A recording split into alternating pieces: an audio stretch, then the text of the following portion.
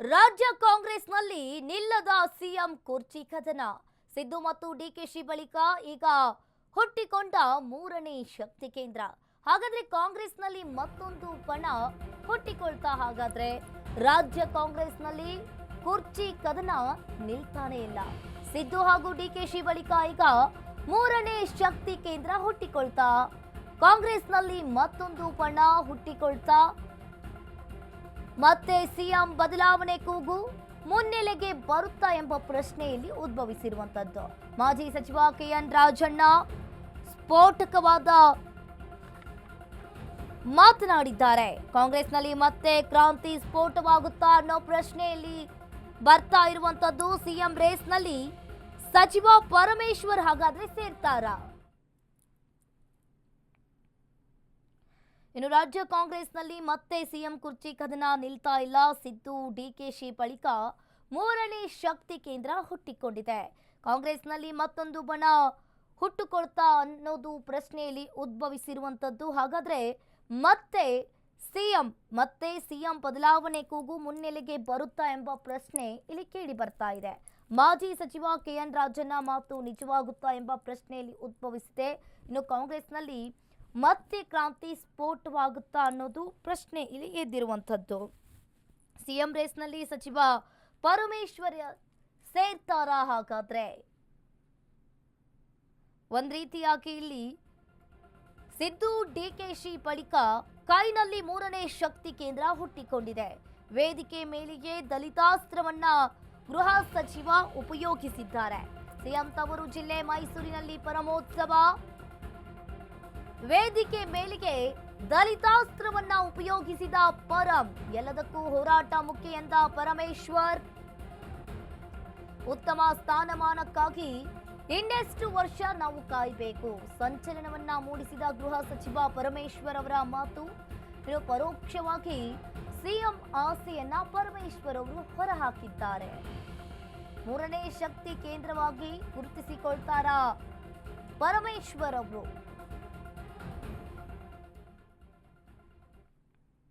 ಮುಂದಿನ ದಿನಗಳಲ್ಲಿ ಹೋರಾಟಕ್ಕೆ ಸಜ್ಜಾಗಬೇಕಾಗ್ತದೆ. ಯಾಕೆ ಅಂತ ಹೇಳಿದರೆ ಹೋರಾಟ ಮಾಡದೆ ಹೋದರೆ ನನಗೆಲ್ಲ ಅಪಮಾನ ಮಾಡೋದು, ಬಾಬಾ ಸಾಹೇಬ್ ಅಂಬೇಡ್ಕರ್ಗೆ ಅಪಮಾನ ಮಾಡಿದಾಗ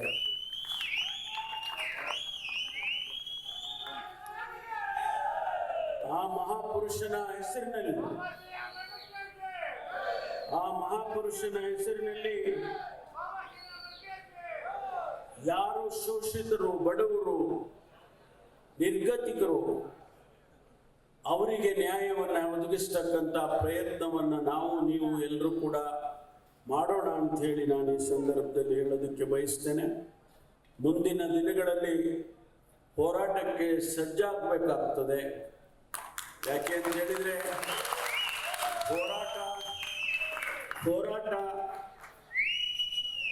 ಮಾಡದೆ ಹೋದರೆ ನನಗೆಲ್ಲ ಅಪಮಾನ ಮಾಡೋದು, ಬಾಬಾ ಸಾಹೇಬ್ ಅಂಬೇಡ್ಕರ್ಗೆ ಅಪಮಾನ ಮಾಡಿದಾಗ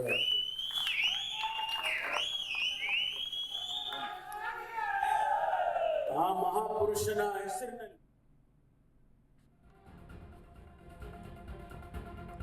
ಇನ್ನು ಮುಂದಿನ ದಿನಗಳಲ್ಲಿ ಹೋರಾಟಕ್ಕೆ ಸಿದ್ಧರಾಗಿರಬೇಕು.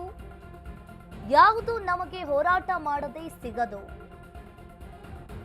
ಸ್ಥಾನಮಾನ ಸಮಾನತೆಗೆ ಇನ್ನೆಷ್ಟು ದಿನ ಕಾಯಬೇಕು ಅಂತ ಹೇಳಿ ಪರಮೇಶ್ವರ್ ಅವರು ಹೇಳಿರುವಂತದ್ದು.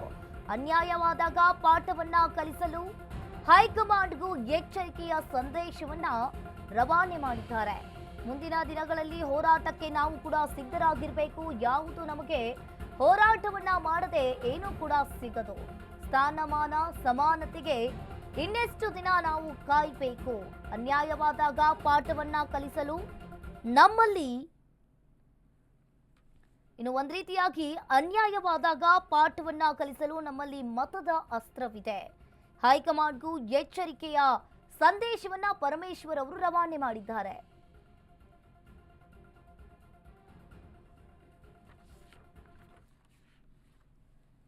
ಈ ಬಗ್ಗೆ ಹೆಚ್ಚಿನ ಡೀಟೇಲ್ಸ್ ಅನ್ನ ನೀಡ್ತಾರೆ ನಮ್ಮ ಪ್ರತಿನಿಧಿ ಅಭಿಷೇಕ್ ಫೋನ್ ಸಂಪರ್ಕದಲ್ಲಿ ಜಾಯಿನ್ ಆಗಿದ್ದಾರೆ. ಎಸ್ ಅಭಿಷೇಕ್, ಇಲ್ಲಿ ಒಂದ್ ಕಡೆ ನೋಡ್ತಾ ಇರಬಹುದು ಈಗ ಸಿಎಂ ಕುರ್ಚಿ ಕದನಕ್ಕೆ ಸಿಎಂ ಡಿಸಿಎಂ ಪೈಪೋಟಿ ನಡೀತಾ ಇದ್ರೆ ಈಗ ಮೂರನೇ ಶಕ್ತಿ ಕೇಂದ್ರವಾಗಿ ಪರಮೇಶ್ವರ್ ಅವರು ಈಗ ಮಾತನಾಡಿದ್ದಾರೆ. ಏನಿದೆ ಇದ್ರ ಬಗ್ಗೆ ಹೆಚ್ಚಿನ ಡೀಟೇಲ್ಸ್?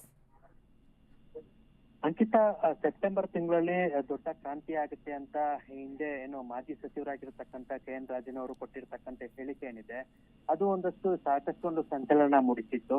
ಆ ಒಂದು ವಿಚಾರಕ್ಕೆ ಹೈಕಮಾಂಡ್ ನಾಯಕರು ಕೂಡ ಗರಂ ಆಗಿ ಸಚಿವ ಆ ಒಂದು ಪರಿಸ್ಥಿತಿಯಲ್ಲಿ KN ರಾಜನ್ ಅವ್ರನ್ನ ಸಚಿವ ಸಂಪುಟದಿಂದ ವಜಾ ಮಾಡಿಸಿದಂತ ಬೆಳವಣಿಗೆ ಕೂಡ ಆಯ್ತು. ಅದಾದ ನಂತರ ಕಾಂಗ್ರೆಸ್ ಪಕ್ಷದಲ್ಲಿ ಆಗ್ತಿರ್ತಕ್ಕಂಥ ಬೆಳವಣಿಗೆ ನೋಡ್ತಾ ಇದ್ರೆ ಪ್ರಮುಖವಾಗಿ ಎರಡು ಕೇಂದ್ರಗಳ ನಡುವೆ ಮತ್ತೊಂದು ಕೇಂದ್ರ, ಅದರಲ್ಲೂ ಕೂಡ ಪರಮೇಶ್ವರ ಒಂದು ನೇತೃತ್ವದಲ್ಲಿ ಶಕ್ತಿ ಕೇಂದ್ರ ಏನಾದ್ರೂ ಕಾಂಗ್ರೆಸ್ ಪಕ್ಷದಲ್ಲಿ ನಿರ್ಮಾಣ ಆಗ್ತಿದ್ಯಾ ಅನ್ನೋ ಒಂದು ಪ್ರಶ್ನೆ ಮೂಡುತ್ತೆ. ಯಾಕಂತಂದ್ರೆ ಹಿಂದೆ ನೋಡ್ತಾ ಇದ್ರೆ ಪರಮೇಶ್ವರ್ ಅವರು ಕೆಪಿಸಿಸಿ ಅಧ್ಯಕ್ಷರು ಕೂಡ ಆಗಿರ್ತಾರೆ, ಹಲವು ಸಚಿವ ಖಾತೆಗಳನ್ನ ನಿಭಾಯಿಸಿರುವಂತ ಅನುಭವ ಕೂಡ ಇದೆ. ಆದ್ರೆ ಸಿಎಂ ಗದ್ದುಗೆ ಸ್ಥಾನವನ್ನ ಪಡೆದುಕೊಳ್ಳುವಂತ ನಿಟ್ಟಿನಲ್ಲಿ ಎಲ್ಲೋ ಒಂದ್ ಕಡೆ ಅವ್ರಿಗೂ ಒಂದಷ್ಟು ಮಹತ್ವಾಕಾಂಕ್ಷೆಯ ಒಂದು ಆಸೆಗಳು ಮತ್ತು ಆಕಾಂಕ್ಷೆಗಳು ಇರುತ್ತೆ. ಈ ನಿಟ್ಟಿನಲ್ಲಿ ಹೈಕಮಾಂಡ್ ನಾಯಕರು ಕೂಡ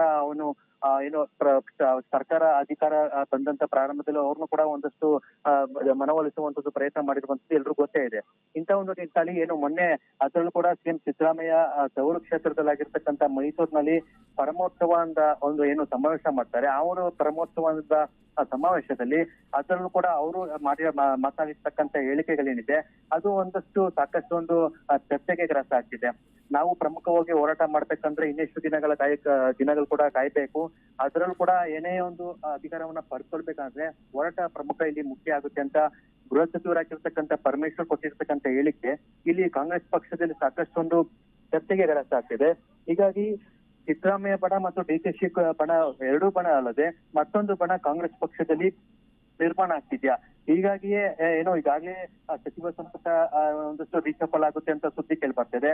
ಜೊತೆಗೆ ಅಧಿಕಾರ ಹಂಚಿಕೆಯ ಒಂದು ಅವಧಿ ಕೂಡ ಹತ್ತತ್ರ ಬರ್ತಿದೆ. ಇಂಥ ಒಂದು ಸಂದರ್ಭದಲ್ಲಿ ಏನಾದ್ರೂ ಈ ಪರಮೇಶ್ವರ್ ಅವರಿಗೆ ಅಥವಾ ಸತೀಶ್ ಜಾರಕಿಹೊಳಿ ಏನಾದ್ರೂ ಒಂದು ಕಡೆ ಮತ್ತೊಂದು ಶಕ್ತಿ ಕೇಂದ್ರವಾಗಿ ಹೈಕಮಾಂಡ್ ನಾಯಕರಿಗೆ ಸಂದೇಶವನ್ನ ರವಾನೆ ಮಾಡಿದ್ರೆ ಇಲ್ಲಿ ಪ್ರಮುಖವಾಗಿ ಹೈಕಮಾಂಡ್ ನಾಯಕರು ಏನಾದ್ರು ಇವರ ಒಂದು ಮನವಿಯನ್ನ ಪುರಸ್ಕೃತ ಮಾಡಿದ್ದೇ ಆದಲ್ಲಿ ಮತ್ತೊಂದು ಕೇಂದ್ರವಾಗಿ ರೂಪುಗೊಂಡು ಸಿಎಂ ಸ್ಥಾನವನ್ನ ಪರಮೇಶ್ವರ್ ಆಗ್ಲಿ ಅಥವಾ ಸತೀಶ್ ಜಾರಕಿಹೊಳಿ ಅವರಿಗೆ ಪಡ್ಕೊಳ್ತಾರ ಅಂತ ಒಂದು ಲೆಕ್ಕಾಚಾರ ಕೂಡ ಈಗಾಗಲೇ ಕಾಂಗ್ರೆಸ್ ಪಕ್ಷದಲ್ಲಿ ಲೆಕ್ಕಾಚಾರ ಆಗ್ತಿದೆ. ಹೀಗಾಗಿ ಮೂರನೇ ಕೇಂದ್ರ ಏನಾದ್ರು ನಿರ್ಮಾಣ ಆಗಿದೆ ಅದಲ್ಲಿ ಸದ್ಯಕ್ಕೆ ಎರಡೂ ಬಣ್ಣಗಳ ಕಿತ್ತಾಟದಿಂದ ಸಾಕಷ್ಟೊಂದು ದಂತಕ್ಕೆ ಆಸ್ಪದ ಆಗ್ತಿರ್ತಕ್ಕಂಥ ಕಾಂಗ್ರೆಸ್ ಪಕ್ಷ ಇದೀಗ ಮೂರನೇ ಕೇಂದ್ರ ನಿರ್ಮಾಣ ಆದ್ರೆ ಯಾವ ಒಂದು ದಿಕ್ಕಿನಲ್ಲಿ ಕಾಂಗ್ರೆಸ್ ಪಕ್ಷ ಸಾಗುತ್ತೆ ಅನ್ನೋದು ಕೂಡ ಕಾದ್ ನೋಡ್ಬೇಕಾಗುತ್ತೆ. ಅಂಕಿತಾ, ಥ್ಯಾಂಕ್ ಯು ಅಭಿಷೇಕ್ ನಿಮ್ಮೆಲ್ಲ ಮಾಹಿತಿಗೆ.